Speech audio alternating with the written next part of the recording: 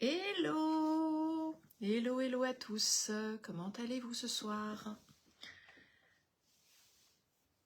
Je suis ravie de vous retrouver sur le groupe Plumes et Poussières d'étoiles pour le live du mardi soir où on va parler du pouvoir de l'eau sur l'être. Je vous laisse arriver tout doucement.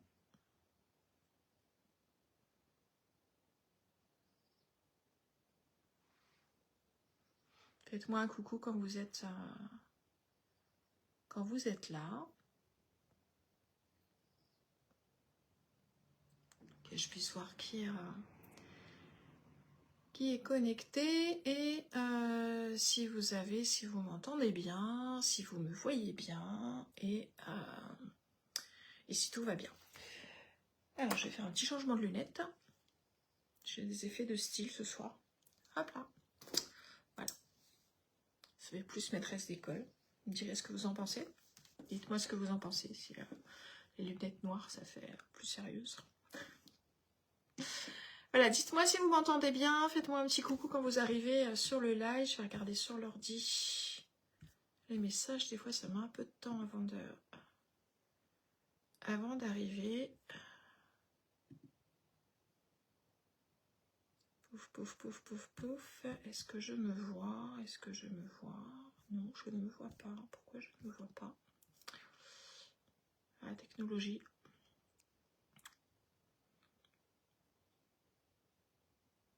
Alors, je suis ravie de vous retrouver comme tous les mardis soirs. Ça y est, je me vois. Hop. Comme ça, je vais pouvoir avoir vos messages, si messages il y a. Donc, dites-moi si vous m'entendez bien, si tout est OK pour vous. Afin qu'on puisse commencer.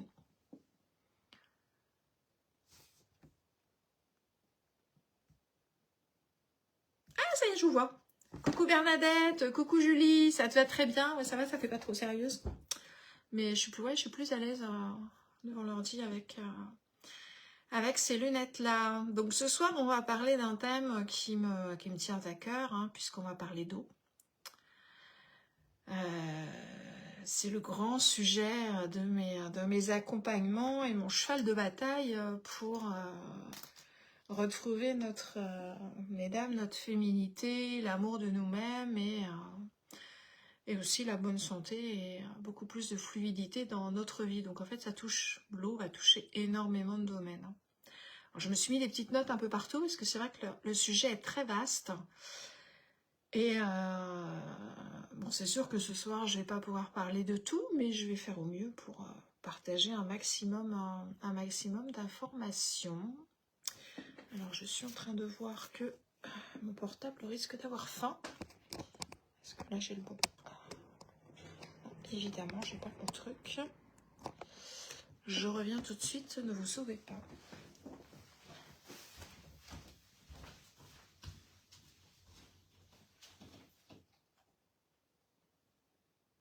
Ah, c'est pas le bon non plus, là. Ah, si, ça va aller directement.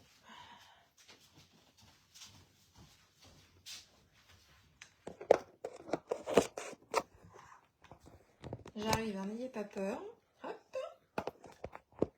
Je connecte. Voilà, je connecte tout ça.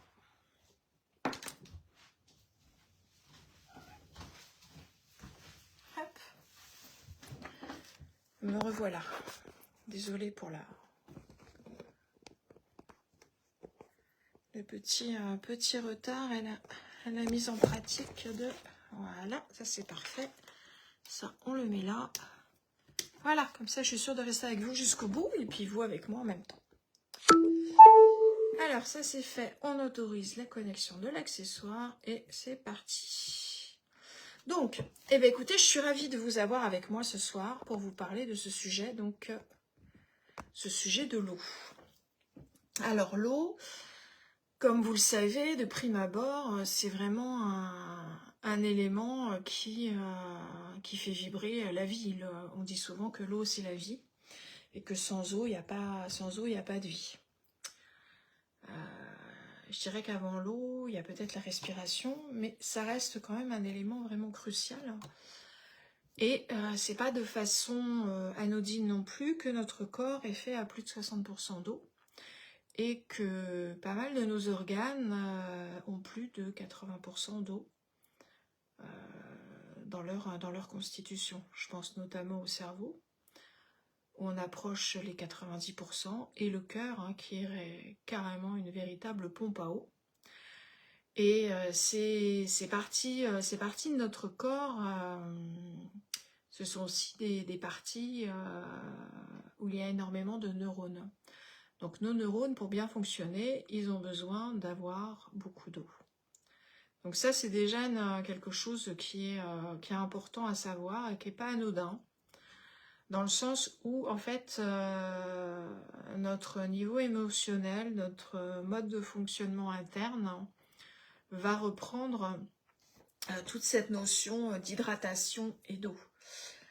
Le rôle vraiment le rôle de l'eau, donc on va parler un petit peu de ce côté, vraiment de ce côté hydratation, ce côté santé, mais je dirais qu'en tant, bon, moi j'ai une formation de thérapeute à la base, mais dans mes coachings, l'eau est hyper importante aussi parce qu'elle va rajouter de la fluidité à tout ce que l'on fait, à de la fluidité à nos actions, au sens propre comme au sens figuré, puisqu'au sens propre, le fait d'avoir un corps bien hydraté permet une certaine fluidité, et on va voir pourquoi. Fluidité au niveau physique, au niveau de la démarche, au niveau du mode d'action, et une fluidité aussi au niveau psychique, puisque du coup, un corps bien hydraté va permettre à des organes de bien fonctionner, et du coup, chaque organe étant relié plus ou moins à une émotion, notre plan émotionnel va fonctionner mieux si nous sommes hydratés qu'en mode de déshydratation.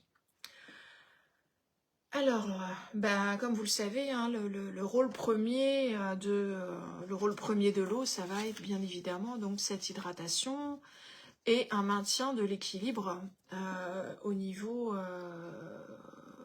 hydrique. Pour revenir à ce que je disais tout à l'heure, nos organes, nos viscères doivent être bien hydratés pour fonctionner au mieux. C'est aussi un régulateur de la température corporelle, hein. Alors par expérimentation aussi, j'ai vécu à une période de ma vie de grosses crises d'angoisse avec des montées de chaleur pas possibles. Et je calmais mes bouffées de chaleur, on va appeler ça des bouffées de chaleur, mais c'était pas lié à la ménopause pour le coup, en buvant des verres d'eau avec des intentions à l'intérieur, tout simplement. Et du coup, je l'ai expérimenté parce que j'avais rien d'autre sous la main, que j'étais très mal et qu'il fallait que je fasse quelque chose. Et je me suis dit, messagère de l'eau, j'utilise les eaux sacrées, et on va essayer ça. Et ça fonctionne. Donc il y a vraiment, au niveau de la régulation de la température, et pour éteindre le feu, on boit de l'eau. L'eau, elle a aussi un rôle quelque part nutritionnel, dans le sens où elle va transporter les nutriments et l'oxygène nécessaire au corps. Comme je disais tout à l'heure, donc il y a le fonctionnement des organes aussi. Les organes bien hydratés sont des organes qui fonctionnent bien. Et on peut éviter comme ça pas mal de problématiques de santé simplement en s'hydratant correctement. Ça va lubrifier les articulations aussi, ça va aider à une meilleure digestion, à beaucoup de choses en fait, détoxifier le corps aussi à l'intérieur, et on parlera après de la détox, de la purification extérieure aussi, et puis le maintien de la pression sanguine. Il y a des études qui ont été faites, et c'est vrai qu'il y a, on va dire, 90% des maladies, des problématiques de santé qui viennent d'un manque d'hydratation tout simplement. Donc l'eau, effectivement, c'est la vie, c'est la santé, et c'est un élément crucial pour se sentir mieux, et je dirais même pour lever des blocages dans notre vie. Alors je vais vous donner un petit exemple qui moi m'a vraiment parlé, et quand on regarde un petit peu l'anatomie, notamment l'anatomie des lombaires, souvent on a mal au dos, on a le bas du dos qui nous fait souffrir, on va on va provoquer des hernies discales, on va se faire opérer. C'est vrai que maintenant, on se fait opérer des hernies discales un peu, souvent L4, L5 ou L5, S1, de façon récurrente chez les personnes, hein. Mais quand on creuse un petit peu, on se rend compte que le noyau en fait de la lombaire, elle supporte, enfin des lombaires au niveau du bas, notamment la 5e lombaire, elle supporte en fait 75% du haut du corps, ce qui est quand même pas rien. Et elle est dans un espèce de coussin qui est fait avec de l'eau. Il y a un matelas, vous imaginez un matelas d'eau. Et imaginez la même chose quand le matelas n'a plus d'eau. Bah forcément, ça frotte. Ça frotte, ça frotte. Et au bout d'un moment, votre vertèbre, votre lombaire, elle vous dit, c'est bon, je suis usée, je fonctionne plus. Donc du coup, le nerf sciatique, il en prend pour son grade aussi. Et vous vous retrouvez bien souvent sur la table d'opération pour essayer de vous soulager. Donc c'est vraiment un élément crucial parce que dans ce cas-là, l'eau, c'est vraiment le support hydraulique qui est vraiment essentiel aux disques intervertébraux. Et il prend, je dirais que cet élément va vraiment prendre toute son ampleur. Mais c'est pas du tout la seule fonction de l'eau. L'eau, elle va aussi contenir des informations vitales, hein, et elle va contenir des informations vitales pour notre santé, dans une partie, dans un mode vibratoire, et aussi par des mémoires qu'elle peut avoir, des mémoires qui se sont baladées à travers les temps, et qui peuvent informer le corps de la bonne santé. Et surtout des modalités de comment notre corps doit fonctionner avec l'eau. Il y a vraiment des informations vitales en fait sur ce côté ce côté santé, ce côté mode de fonctionnement de notre corps, hein. Et on peut pas passer à côté, quoi. C'est vraiment même moi, hein, je vous dis, en tant que thérapeute, ça fait plus de 20 ans, hein, que j'étudie quand même le corps humain et que je pratique. Et il y a encore des choses que j'apprends aujourd'hui par rapport à l'eau, en fait. Je crois qu'on n'est jamais vraiment limité, on n'a jamais vraiment tout appris. Et les chercheurs aujourd'hui continuent encore à faire des découvertes, à faire des expériences et à chercher à comprendre encore plus ce que l'eau peut apporter. Alors, est-ce que jusque-là j'ai été claire? Est-ce que vous avez des questions par rapport à ce que je viens d'évoquer? Dites-moi un petit peu dans les commentaires si je suis claire, si vous avez des questions. Dites-moi un petit peu. Regardez sur l'ordi.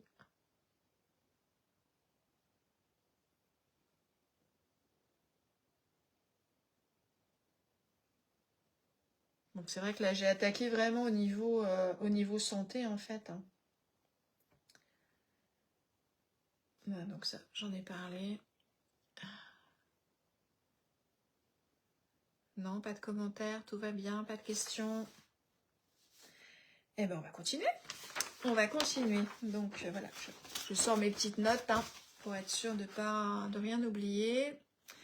Alors, donc il y a clairement plusieurs façons de voir l'eau, de la comprendre et de l'appréhender. Alors, effectivement, il faut boire beaucoup d'eau. Alors, ce qu'il faut savoir, c'est que par jour, on va perdre à peu près 2 litres d'eau. De par nos activités physiques, la transpiration, la digestion, enfin voilà, on perd à peu près 2 litres par jour. Donc l'idéal, ce serait de donner à notre corps le même apport que ce que l'on perd pour le bon fonctionnement de nos organes. Sachant qu'il y a eau et liquide, et ce sont encore deux choses différentes.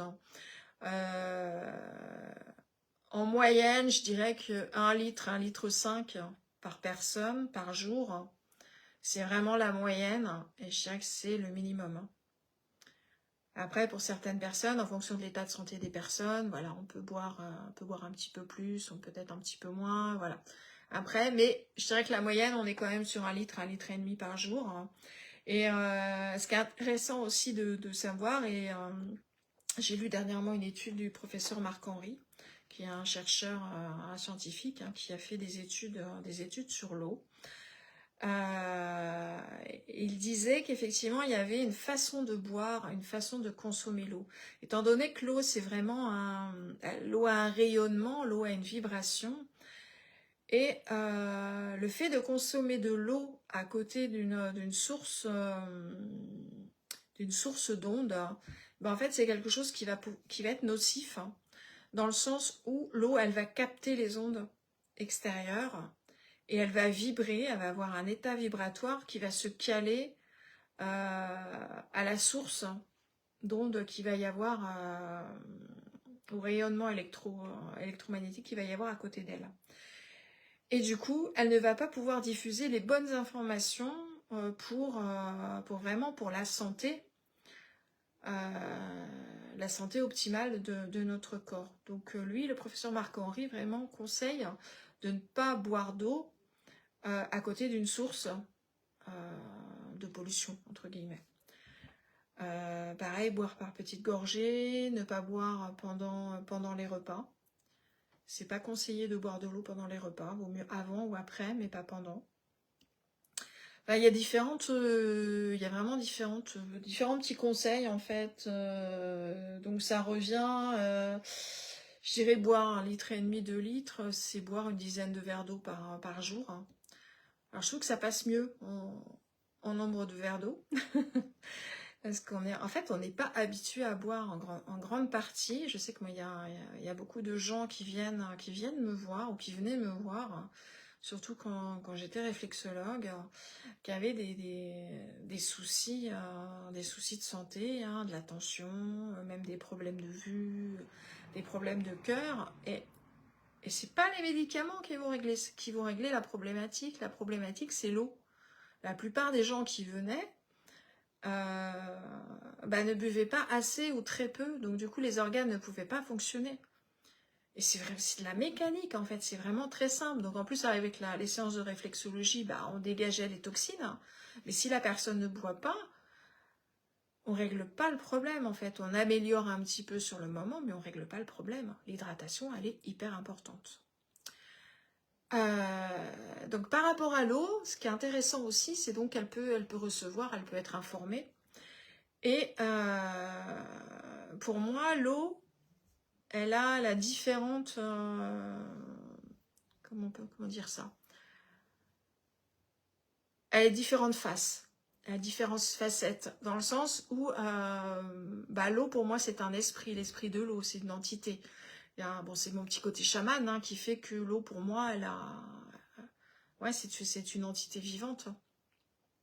Mais aussi, l'eau, c'est une matière qui est faite d'atomes. La formule H2O, ce sont des atomes, en fait. L'eau aussi, elle va avoir cette capacité d'être en glace, d'être en liquide, d'être en vapeur. Donc, elle a un côté équation, un côté forme qui peut se modifier, et c'est intéressant aussi de le comprendre. Après, on peut pousser plus loin, de voir qu'effectivement, en glace, elle va prendre plus d'espace. Et pourquoi, là aussi, c'est encore un des mystères de la science.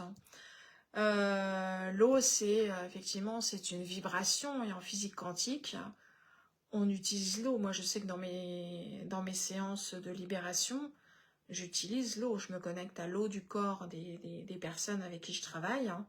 Je les mets en résonance avec l'eau que j'ai moi à l'intérieur, et je travaille comme ça. Au niveau des projections et des nettoyages, je fonctionne de cette façon. L'eau, c'est aussi, par sa mémoire, en fait, elle a cette capacité de garder en mémoire ce qu'elle va frôler ou ce qui va la toucher. C'est pour ça que tout à l'heure, je parlais des ordinateurs ou des sources électromagnétiques à côté de l'eau. C'est pas terrible en fait.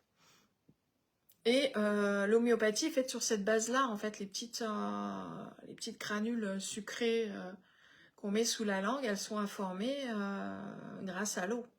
Donc l'eau et l'homéopathie, c'est vraiment très lié. J'ai appris dernièrement aussi, et ça c'est quelque chose que je ne savais pas, c'est que l'eau a une musicalité et une fréquence qui peut soigner, qui peut guérir. Quelque part pour moi c'était une évidence aussi, parce que c'est un peu comme ça que je fonctionne, mais j'en avais pas clairement la conscience. Aujourd'hui, le fait d'en avoir conscience, le fait de le savoir, le fait qu'on peut se soigner avec la musique de l'eau, ça ouvre encore plus mon champ des possibles aussi dans mes accompagnements. Donc ça, c'est quelque chose à connaître. Donc il y a vraiment cette notion de lien profond entre l'eau, la nature, mais l'être humain. En fait, elle a vraiment un pouvoir extraordinaire sur notre être.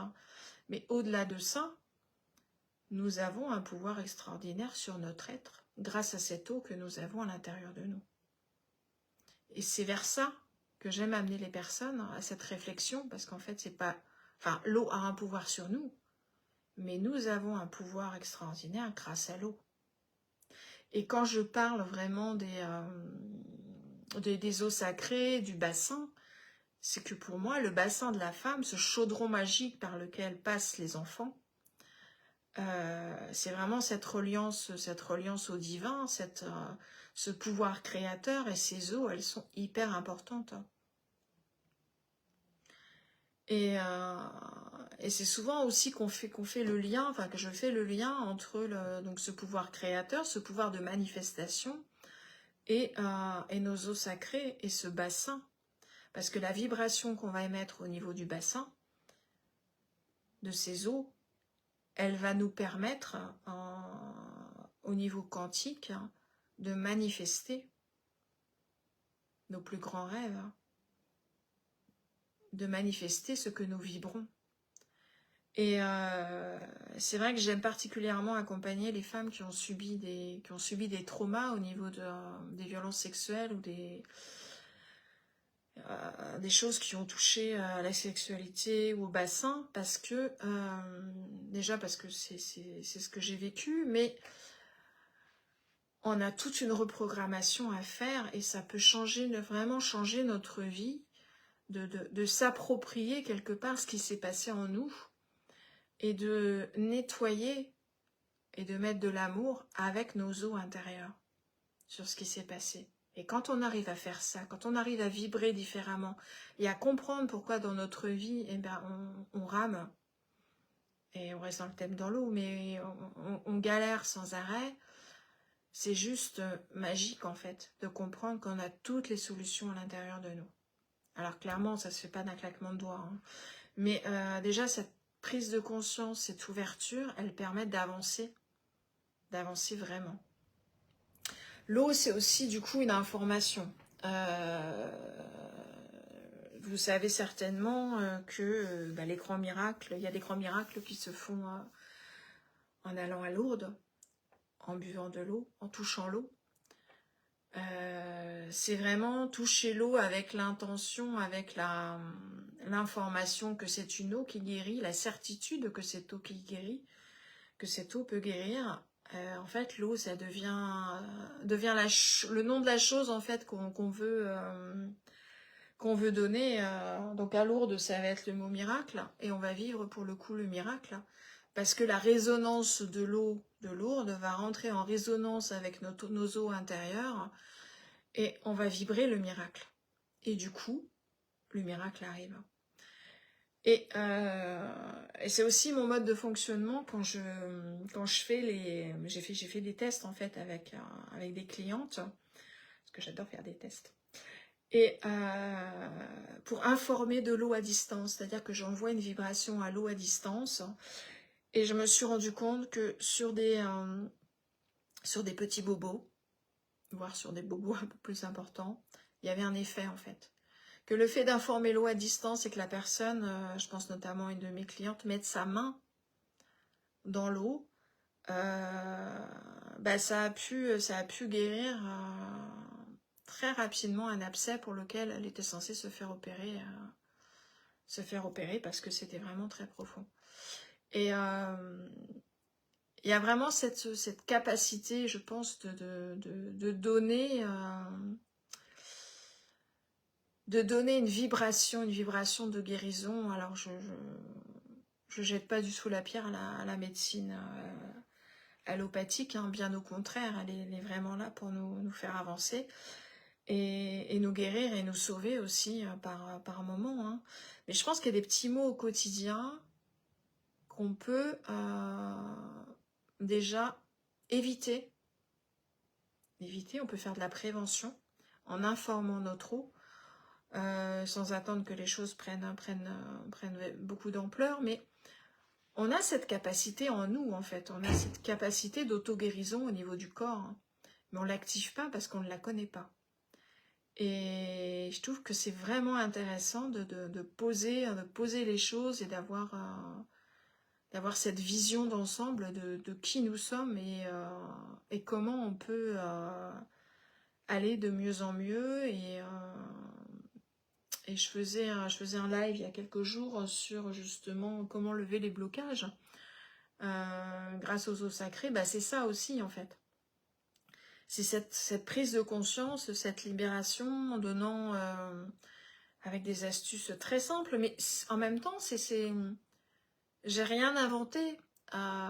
Nos ancêtres connaissaient déjà beaucoup de choses, hein, mais il y a plein, ça ne nous a pas été transmis. Il y a eu on va dire des court-circuitages pour parler un petit peu franchement, et je dirais que c'est dommage. Hein. C'est dommage que toutes ces connaissances ne nous ont pas été transmises parce qu'elles amènent beaucoup de clarté, beaucoup d'amour aussi. Et l'eau, c'est notre santé, c'est la féminité, c'est tellement de choses à la fois, tellement de choses. Alors pour les personnes qui sont là, est-ce que j'ai été claire? Est-ce que vous avez des questions par rapport à ce que je viens d'évoquer? Je vous laisse me mettre des commentaires. Alors là, j'ai pas la suite des commentaires. Je vais relancer là pour voir ce que ça donne. Des fois, le réseau est pas au top du top. Top.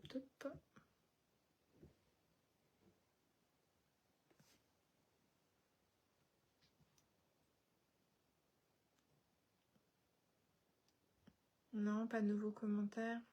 Est-ce que tout est vraiment clair dans ce que je viens d'exprimer? Alors, ce qui est intéressant aussi avec l'eau, c'est plus un aspect, je dirais, vraiment émotionnel aussi. Oui, très clair. Donc, je ne sais plus si j'ai parlé de l'eau, les organes et les émotions. Donc, l'élément eau est relié au plan émotionnel. Et effectivement, quand on va manquer d'eau ou qu'on va avoir trop d'eau, ça va jouer sur notre plan émotionnel. Être beaucoup dans l'eau aussi, c'est être beaucoup dans les émotions. Et j'aime aussi beaucoup travailler avec la puissance de la mer, le calme du lac, la douceur du petit ruisseau. Et vraiment se caler au niveau vibratoire sur ces éléments, c'est extraordinaire en fait, parce qu'on arrive vraiment à apaiser, on arrive à nettoyer. Je sais que pour moi, la force de la mer déchaînée, j'adore. J'adore parce qu'elle va permettre vraiment de mettre un coup de fouet sur la colère, elle va nettoyer, elle va purifier vraiment en profondeur, peut-être de façon un peu violente, mais c'est pour moi très parlant. Prendre des bains de mer quand la mer est forte, Alors sans se mettre carrément au milieu des vagues, hein, sinon se emporter, et c'est pas le but non plus. Mais faire les choses en conscience, c'est vraiment, je trouve ça vraiment extraordinaire, tout comme se caler quand on n'est pas bien sur le calme d'un lac. Essayer de se caler à la vibration, à la vibration de l'eau du lac, pour ressentir ce calme, cette sérénité intérieure. C'est également complètement magique, parce que c'est quelque chose qui est possible. Les eaux communiquent entre elles. Et une autre expérimentation que j'ai eu l'occasion de faire, c'est écouter des enregistrements d'eau. J'avais une amie qui est coach également, qui m'avait fait des enregistrements d'eau. Et le fait d'écouter ces enregistrements, il y a une communication qui a pu se faire, et du coup j'ai vraiment ressenti l'endroit d'où venait l'eau, en fait. Vraiment, j'étais calée complètement sur cette vibration. Et j'ai trouvé ça vraiment extraordinaire. Et il peut y avoir cette communication, je pense, partout dans le monde, hein. Si notre corps est fait à 60% d'eau et que la planète a aussi environ 60% d'eau, c'est pas anodin. Et une petite phrase que je répète souvent et que j'aime particulièrement, c'est effectivement: le cerveau, dans le langage des oiseaux, c'est serre-toi de ton eau. Et notre cerveau, il est quand même bien hydraté, puisqu'il a plus de 80% d'eau qui l'entoure. Donc c'est vraiment c'est vraiment l'eau, pour moi c'est vraiment magique, c'est vraiment un élément indispensable, et je pense que j'en ai pas encore fait l'exploration totale, hein. Et c'est vraiment ce que j'aime partager dans mes accompagnements, ce que j'aime faire découvrir, et j'adore en parler, en fait. Voilà ce que je voulais vous partager ce soir. Est-ce que vous avez des questions? Est-ce que ceux qui ont l'habitude de me suivre peuvent me dire si j'ai oublié quelque chose? Parce qu'il y a toujours des petits détails,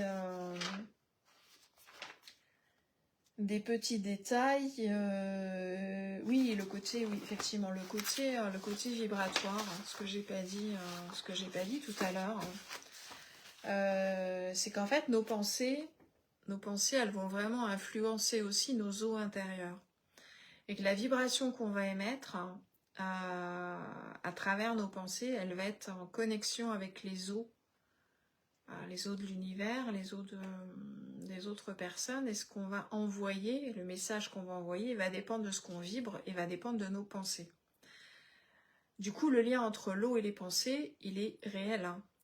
Donc l'idée de faire attention de ce qu'on pense, et rester dans quelque chose, dans une pensée positive et constructive même, hein, amène beaucoup de choses positives pour le coup, et constructives aussi. Avoir des pensées sans arrêt négatives, se poser toujours des questions, avoir des doutes, ça va amener quoi? Des situations où il va y avoir du doute. Et des situations où le doute, effectivement, était légitime, puisque ça ne fonctionne pas comme on aurait aimé que ça fonctionne.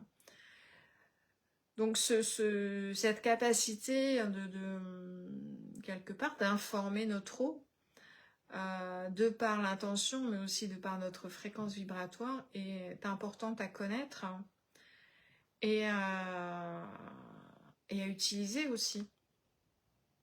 C'est vraiment une source je dirais, de pouvoir intérieur, et pour apprendre à nous connaître, et pour améliorer notre quotidien, nos émotions, et aussi des situations qui peuvent nous arriver, au quotidien. Donc c'est important. C'est important de le savoir.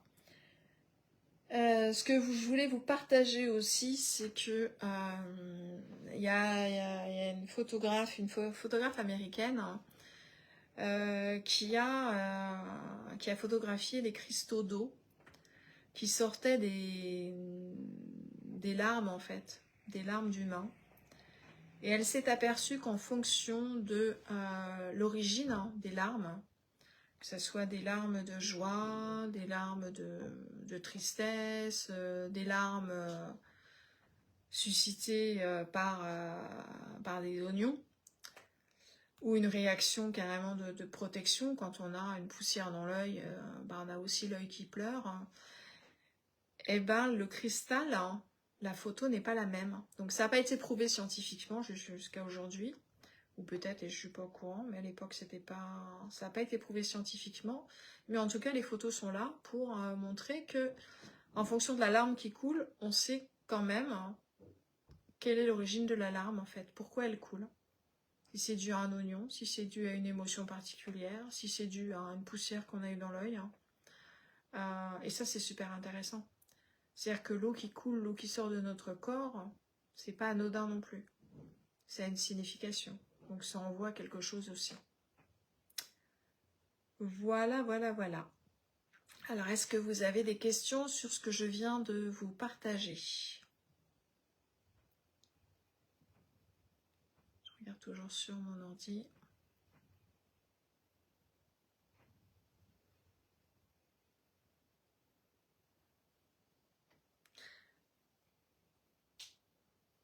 Alors, ce que vous pouvez faire aussi, hein, du coup, c'est quand vous prenez un verre d'eau, déjà, c'est de boire en conscience. Et d'y poser une intention, en fait. Soit une intention de gratitude, une intention d'amour, une intention de guérison, une intention de purification. Enfin, voilà, il y a tout un... Vous pouvez faire tout un rituel avec votre verre d'eau et de le boire en conscience. Donc ça, c'est quelque chose que vous pouvez faire, mais les anciens parlaient aussi de bains, enfin, il y a les stations thermales, enfin, il y a vraiment tout un process, en fait, de bien-être et de santé à travers l'eau. Le hammam aussi. Il y a de l'eau, il y a de l'eau partout, et je trouve que ça prend toute son ampleur et toute sa puissance quand on fait les choses en conscience. Quand on a conscience de ce que cette vapeur va amener à notre corps, de ce que cette eau qu'on ingère, de ce bain d'eau thermale va pouvoir nous apporter et nous aider à faire, à libérer, à comprendre aussi. Et en travaillant sur le corps, on va aussi travailler l'émotionnel, hein, ça va libérer des choses. Et c'est complètement, c'est complètement lié en fait. Il y a vraiment ce lien qui est là et c'est extraordinaire quoi. C'est vraiment extraordinaire. Voilà, voilà. Est-ce que vous avez des questions? Que j'ai à peu près dit tout ce que je voulais vous partager ce soir.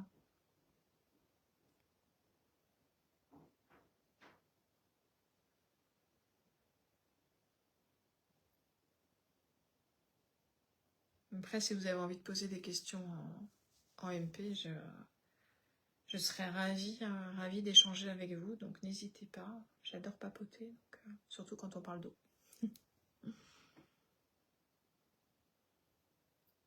Non, pas de questions?